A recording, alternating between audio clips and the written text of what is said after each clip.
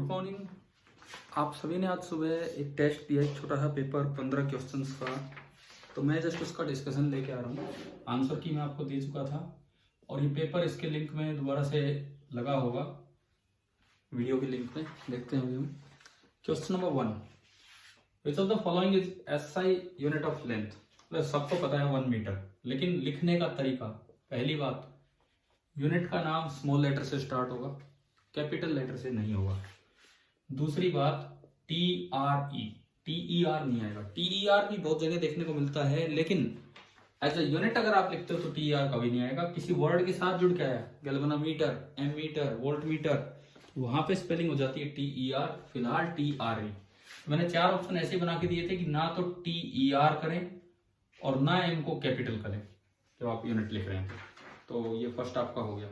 Second, scientific method, physical world से question था कि जो साइंटिफिक मेथड है वहां बुक में दिया भी हुआ आपका, systematic observations, then controlled experiments, then qualitative and quantitative reasoning, then mathematical modelling, then prediction of theories, and अगला स्टेप होता है वेरिफिकेशन और falsification of theories. D, unification, reduction, इस तरह का काम यहाँ नहीं होता। वो 2 प्रिंसिपल थ्रस्ट थे जिन्हें फिजिक्स में आजकल जोर दिया जा रहा है वो। Third, the dimensional formula of the physical constant in terms of which the SI unit of temperature is defined। अब आपको पहले तो ये पता होना चाहिए कि थर्मोडायनेमिक टेम्परेचर जो होता है, केल्विन जो यूनिट होती है उसकी, उसको नई डेफिनेशन किसकी टर्म्स में दी गई है। पुरानी definition triple point of water में थी, उसको छोड़ो। 2019 में जो नई definition I, it uses Boltzmann constant, and जो बोल्ट्जमैन कांस्टेंट होता है that is energy per unit temperature. आप इस तरह याद रखें कि बोल्ट्जमैन कांस्टेंट की यूनिट होती है जूल पर केल्विन। तो अब बन जाएगा जी। अब अगर आप इसका डायमेंशंस लिखें, अब अगर बच्चे को ये नहीं पता कि ये किस कांस्टेंट की टर्म्स में मास की यूनिट डिफाइंड है, तो फिर ये कैसे पहुंच पाएगा यहाँ पे। mL/T-2 अपॉन K, तो ये K-1। ये आपका आ गया ऑप्शन फर्स्ट। क्वेश्चन नंबर 4, ये तो मैंने एक आसान सवाल बना के दिया था कि टाइम पीरियड ऑफ पेंडुलम से रिलेटेड, लेकिन इसमें जो अच्छा सवाल है जो मैं आपको करवा चुका पहले एनसीईआरटी में से, सोल्ड एग्जांपल था वो, और उसमें तो आपको ये परसेंटेज एरर खुद निकालने थे। This question is based on NCERT chapter 27 example 2, chapter 27 नहीं, पेज नंबर 27, एग्जांपल 2.12। उसमें तो बल्कि आपको परसेंटेज एरर खुद निकालने, रिवाइज कर लेना, मैंने करवाया हुआ है वहां पे वो काम। फिलहाल इसमें सीधा दिया था T is equal to some constant into L raised to power half upon G raised to power half. It means maximum percentage error in T is half times percentage error in L plus half times percentage error in G। लेकिन हमें यहाँ से T नहीं निकालना, इन्होंने कहा है कि हमें G निकालना है। T तो एक मेजर्ड क्वांटिटी है, तो पहले आप दोनों साइड स्क्वायर कीजिए। T square is equal to 4 pi square L upon G। तो यहां से G आ गया 4 pi square is a constant L raised to power 1 अपॉन T raised to power 2। It means percentage error in G is 1 times percentage error in L plus 2 times percentage error in T। आपको बस values को put करनी थी। ये 1%, ये 0.5%, तो जुड़ के पूरा ये आपका आया 2%। Fifth, a statement on nature of science was given by a great scientist। The most incomprehensible thing about the world is that it is comprehensible। देखिए, मैं अभी इसकी डिटेल में नहीं जा रहा हूँ। Statement type question last year जो बच्चों ने आकाश टेस्ट सीरीज स्कूल वालों ने ज्वाइन कर रखी थी, तो उसमें एक क्वेश्चन आया था, तो मुझे ध्यान था इसलिए मैंने डाला। आपको मैं फर्स्ट चैप्टर के एनसीईआरटी के पिक्स भेज चुका हूँ PDF बना के। उसका जो एक्सरसाइज का पहला ही क्वेश्चन है फर्स्ट चैप्टर फिजिकल वर्ल्ड, उसमें यही स्टेटमेंट है कि आप इसका, तो मैंने जस्ट ये कि क्योंकि स्टेटमेंट बाहर से नहीं आएंगी, एनसीईआरटी में दी वहीं तक आती है, इससे बाहर से स्टेटमेंट्स नहीं आएंगी। तो रिचर्ड फेनमैन ने चेस वाली स्टेटमेंट दी, अब पता नहीं हमने कहाँ पढ़ी थी, एनसीईआरटी में पढ़ी है या फेनमैन लेक्चर्स में पढ़ी। तो जो क्वेश्चन पूछा जा सकता है एनसीईआरटी स्टेटमेंट बेस्ड ही होगा। तो ये आइंस्टाइन की स्टेटमेंट है। 6th, बाइनोमियल की आसान सी एप्लीकेशन, रिवीजन क्लास में मैंने आपको बताया था, उसमें तो नीचे था, इसमें तो ऊपर ही है। पहले भी हम ये किया हुआ है। आप इसको ऐसे लिख सकते हैं, ये 1 से बहुत छोटा है, तो आप इसको nearly 3 into 0.001, so that is 1 plus 0.003 and it comes out to be 1.003। तो ये आपका इसका आंसर होगा। 7th, the maximum value of y is equal to sin x, maximum value of y is equal to sin x plus cos x. कल हमने बताया था यहाँ a 1 है, यहाँ b 1 है, तो जो इसकी मैक्सिमम वैल्यू होगी y की maximum value that is under root 1 square plus 1 square, so its maximum value is coming out to be under root 8। The number of significant figures in the value of speed of light in vacuum. एक value दी है 299792458 metre पर second, एक measured value है। अब दिखने में तो 9 फिगर है, बट इसमें सिग्निफिकेंट फिगर इनफाइनाइट होंगे, क्योंकि जितनी भी एग्जैक्ट वैल्यूज होती हैं जिनमें कोई शक ही ना हो, उनमें इनफाइनाइट फिगर काउंट होगा। Question number 9, choose the correct statement. ये एनसीईआरटी की कुछ स्टेटमेंट्स ही उठाई है मैंने। Absolute error of measurement can be positive negative of zero. आपको बड़ा क्लियर कर रखा है कि ये हमेशा पॉजिटिव ही होगा। आपकी एनसीईआरटी टेक्स्ट बुक में ये एक लाइन लिखी है कि absolute error will always be positive, वही मैंने यहाँ पे दिया था। दूसरा, significant figure includes only the reliable and certain digits. ना जी, ये बात भी गलत है। आपको पता भी था सभी को कि सिग्निफिकेंट फिगर में एक अनसर्टेन डिजिट भी ली जाती है। सिग्निफिकेंट फिगर में यहाँ लिखा है कि it includes all the digits. मैं एनसीईआरटी की लाइंस पढ़ रहा हूँ। It includes all the digits in the number that are known reliably plus the first uncertain digit. तो इसमें ये स्टेटमेंट गलत होगी। तीसरा, a choice of change of different units may change the number of significant figure in a measurement। नहीं, यहाँ लिखा हुआ है बुक में choice of change of different unit does not change the number of significant figure, तो यही गलत करके दिया था। चौथा, if a set of experimental data is specified to n significant figures, ये आपकी स्टेटमेंट है बुक में पेज नंबर 30 पे, बोल्ड करके दी हुई है ये स्टेटमेंट्स, वही मैंने उठाई थी। If a set of experimental data is specified to n significant figures, a result obtained by combining the data will also be valid to maximum n significant figure। अगर मान लो डाटा में n significant figures हैं तो result में उनसे ज्यादा नहीं हो सकती। हमने सोल्ड एग्जांपल जब लिए उन्होंने सीखा ये चीज, और ये स्टेटमेंट है पेज नंबर 30 पे, जो आप बुक खरीदेंगे देख लेंगे वहां से। अच्छा, ये चीज हमने कहाँ यूज की, जैसे कहीं पता लगा ये पॉइंट के बाद 2 डेसिमल तक था, ये भी पॉइंट के बाद 2 डेसिमल तक था, सोल्व करके आ रहा है पॉइंट के बाद 3 तक, तो पॉइंट के बाद 2 तक ही जाएगा, उससे आगे नहीं। क्वेश्चन नंबर 11, वेक्टर से एक सवाल लिया, a minus b dot a cross b। अब वैसे तो इसको खोल दोगे ब्रैकेट बड़ा हो जाएगा। अब इसको लॉजिकली सोचिए, a वेक्टर जिस प्लेन में होता है, b वेक्टर जिस प्लेन में होता है, a प्लस b भी उसी प्लेन में होता है, और a माइनस b भी उसी प्लेन में होता है, और a क्रॉस b उसके परपेंडिकुलर होता है। तो a क्रॉस b इसके भी परपेंडिकुलर होगा, a प्लस b के भी परपेंडिकुलर होगा, a के भी तो a क्रॉस b और a के बीच का एंगल भी 90, तो dot product 0। a cross b का b के साथ भी dot product 0, a cross b का a प्लस b के साथ भी डॉट प्रोडक्ट 0, और a माइनस b के साथ भी डॉट प्रोडक्ट 0। तो जस्ट ये बात यूज करवाई थी। 11th, एक इंटीग्रेशन आपको सोल्व करना है।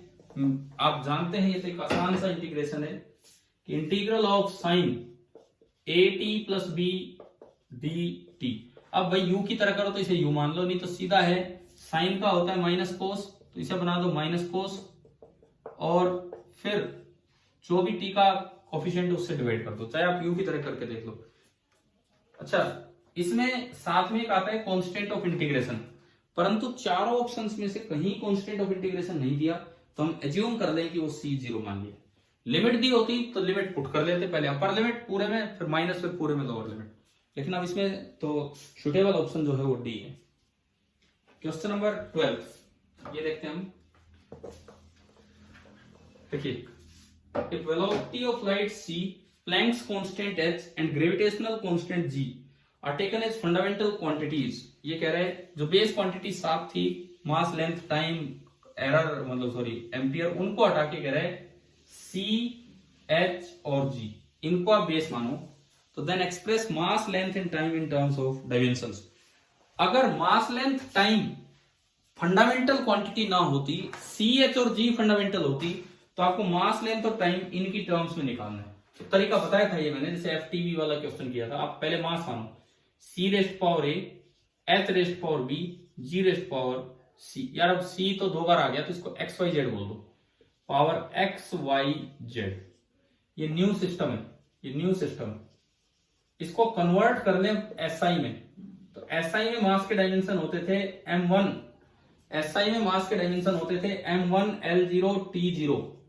C speed of light L T minus one, velocity के एक्स, एच प्लैंक्स कांस्टेंट, इसके डायमेंशन आप यहां से याद रखा करो, ई बराबर एच न्यू, तो एच होता है ई बाई न्यू, अब न्यू होता है 1 टाइम पीरियड, तो ई इंटू टी यानी कि जूल इंटू सेकेंड, ये इसकी यूनिट है।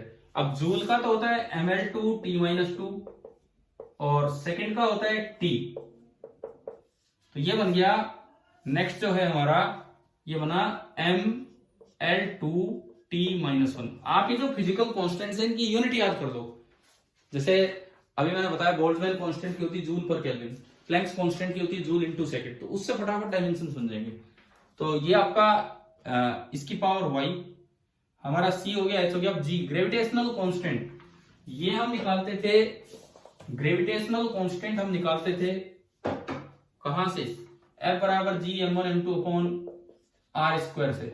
तो अगर आप ग्रेविटेशनल कांस्टेंट की लिमिट निकालें, यूनिट निकालें, तो ये आ रहा है न्यूटन मीटर स्क्वायर पर किलोग्राम स्क्वायर। तो newton mlt minus two, metre square length square upon kilogram square mass square, तो ये आया m की पावर माइनस वन, l की power 3 and t raise to power minus two power z।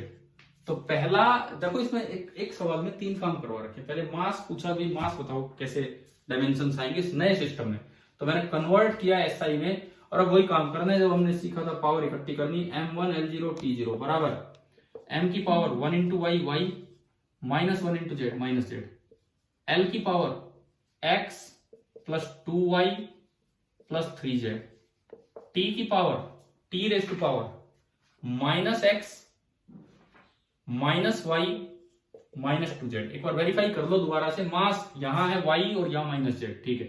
l x 2y 3z, ठीक है जी। Time minus x minus y minus 2z। अब इनको इससे कंपेयर करना है। पहले पार्ट में, पहले क्वेश्चन में मास से कंपेयर करो, तो इससे कंपेयर, वो तो फिक्स है उधर का, तो y minus z is equal to 1, x plus 2y plus 3z is equal to 0 and minus x minus y minus 2z is equal to 0। अब इसे सिंप्लीफाई करना है, अब इसको सिंप्लीफाई करना है इन इक्वेशंस को, तो मुझे किसी तरह से यहाँ x, y और z की वैल्यू लेके आनी है। देखो y minus z is equal to 1, आप क्या करो, इन दोनों इक्वेशंस को ऐड कर लो ताकि x में एक इक्वेशन आ जाए। इन दोनों इक्वेशंस को आपने ऐड किया, x से x कटा, मतलब y z में एक और equation, 2y minus y y, 3z minus 2z y plus z is equal to 0। तो एक और इक्वेशन हमें मिल गई कि y plus z is equal to 0। अब इनको सोल्व कर लो, y minus z is equal to 1, y plus z is equal to 0, आपने ऐड किया तो 2y is equal to 1, y आ गया हाफ, y हाफ आया। इसमें देखो z बराबर, इसमें नहीं, इसमें देखो z बराबर माइनस वाई, तो z आ गया माइनस हाफ। अब किसी भी इक्वेशन में जिसमें x हो, ये वैल्यूज पुट कीजिए। तो मैंने सेकंड इक्वेशन उठाई, x plus 2y 2 into y half plus 3z plus 3 into minus half is equal to 0, x plus 1 minus 3/2 is equal to 0, so x is equal to 3/2 minus 1, x आ गया half. तो मेरे पास सारी values आ गई, x half आ गया, y half आ गया और z minus half, x half y half z minus half. इसका मतलब m के डायमेंशंस आ गए c half, h half and g minus half. जिस तरह से ये क्वेश्चन लिखा गया है, डायमेंशनल फॉर्मूले को भी अंडर रूट में लिखा है, तो ये अंडर रूट में अगर लिखे सारी पावर हाफ, तो m के डायमेंशंस आ गए, डायमेंशनली m आया under root ch by g। और आपके इस पेपर में यही पहला दिया है, यानी कि m के डायमेंशंस बिल्कुल सही हैं, तो फर्स्ट तो करेक्ट है।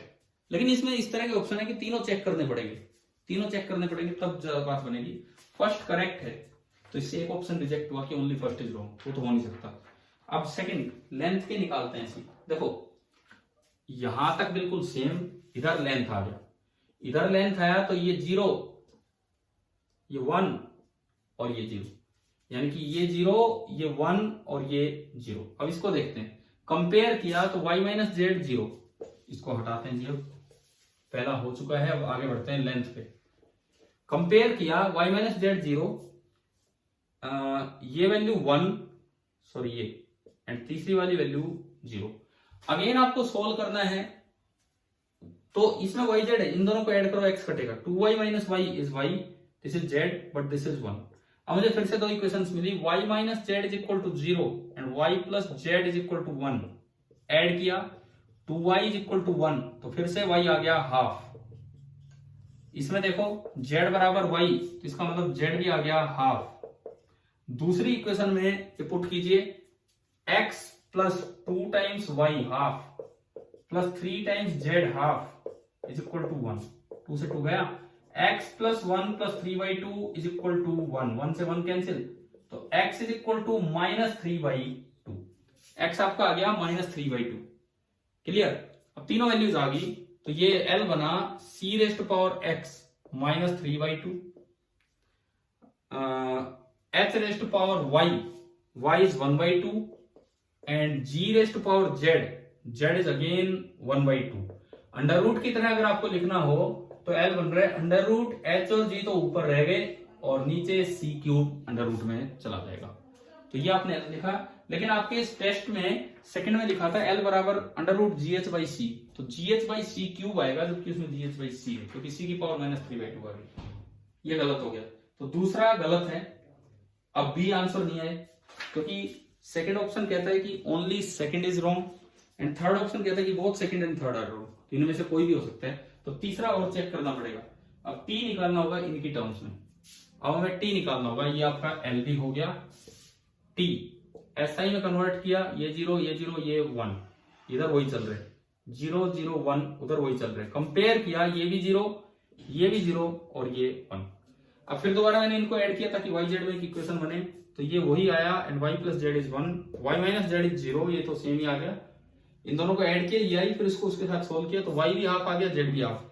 इक्वेशन नंबर जब इसमें पुट करेंगे तो यहाँ 0 है, यहाँ पे 0 है, तो ये कटेगा नहीं, इक्वल टू 0 है, 1 प्लस 3/2 दैट इज 5/2, तो यहां से x आ गया माइनस 5/2।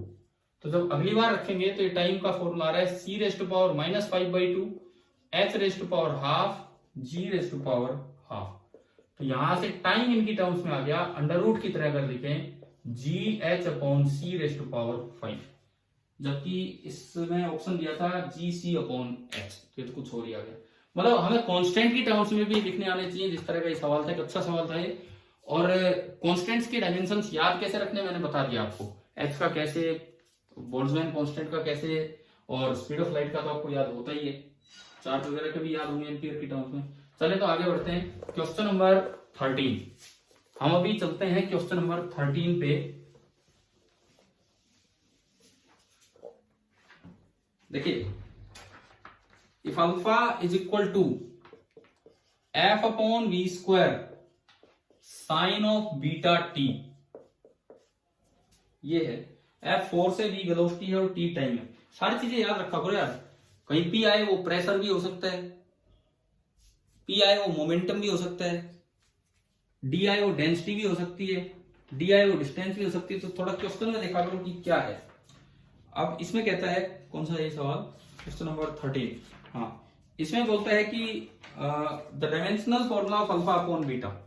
सबसे पहली बात, साइन के आगे एंगल होता है और एंगल डायमेंशन लेस होता है, तो अगर ये डायमेंशन लेस है तो बीटा का डायमेंशन आ गया 1/t, यानी कि t माइनस 1, तभी तो t से कैंसिल होगा।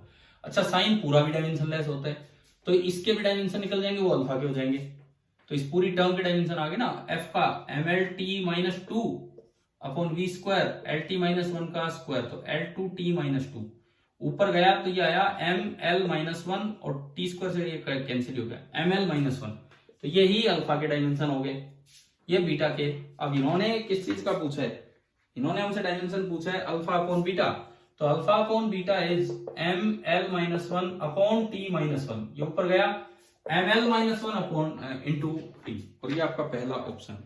इस तरह के सवाल कहीं आए, ये साइन आ सकता है, कोस आ सकता है, लोग आ सकता है, e की पावर आ सकती है, लोग आया तो आगे नंबर भी डायमेंशनलेस और फिर पूरा लोग भी, e की पावर आई तो पावर पावर भी डायमेंशनलेस और फिर वो पूरा भी। इसी तरह का ये सवाल दिया था आपको। 14, what are the dimensions of change in velocity. Change in velocity के डायमेंशंस आपको बताने हैं, तो भाई वेलोसिटी के जो डायमेंशन होंगे वही चेंज इन वेलोसिटी के होंगे, क्योंकि डायमेंशंस कटते नहीं है। मीटर में से मीटर घटाओगे मीटर आएगा, मीटर पर सेकंड में से मीटर पर सेकंड घटाओगे तो मीटर पर सेकंड आएगा। तो जो डायमेंशंस ऑफ वेलोसिटी है m0 l1 t -1, ये आपका हो गया। और जो आखिरी सवाल है 15 सबसे last question, which measuring instrument gives more precise measurement. Precision मतलब ज्यादा पॉइंट के बाद आगे तक जाके जो दे रहो। Normal steel ruler measuring length up to 30 centimetre. ये जो नॉर्मल स्केल होता है हमारा 30 सेंटीमीटर तक का बड़ा वाला स्केल है, छोटा बच्चा 15 सेंटीमीटर 12 सेंटीमीटर तक के भी यूज करते हैं। ये पूरा एक कार्डबोर्ड जितना रहता है आपके बोर्ड टाइप, तो ये 30 सेंटीमीटर। अब इसमें 1 सेंटीमीटर का भी 10 हिस्से कर रखे होते हैं, तो यानी कि एक जो लीस्ट काउंट होगा 0.1 सेंटीमीटर, तो पॉइंट के बाद ही केवल 1 तक ही जाएगा। वर्नियर कैलिपर नॉर्मल का होता है 0.01, 2 तक गया। स्क्रू को 0.001, 3 तक गया। तो सबसे प्रिसाइज आपको समझ में आ रहा होगा कि ये है। इस पेपर में ये जो टेस्ट हमने आपका दिया, एक बच्चे ने बहुत अच्छा परफॉर्म किया 56, एक क्वेश्चन वो गलत कर गए, कोई नहीं। हमने आपको कहा कि आज आपका टेस्ट होना है, अपना टारगेट रखो 100, इतना टारगेट रहेगा, एक आधा गलत हो जाए कोई बात नहीं, लेकिन उसके आसपास तो पहुंचे हम। थोड़ा और रिवीजन कीजिए। मैं तब तक ये वीडियो केवल इसलिए कि किसी को कोई डाउट हो तो वो इस लेक्चर में देख ले और फिर अपना अगला टेस्ट कीजिए। Thank you.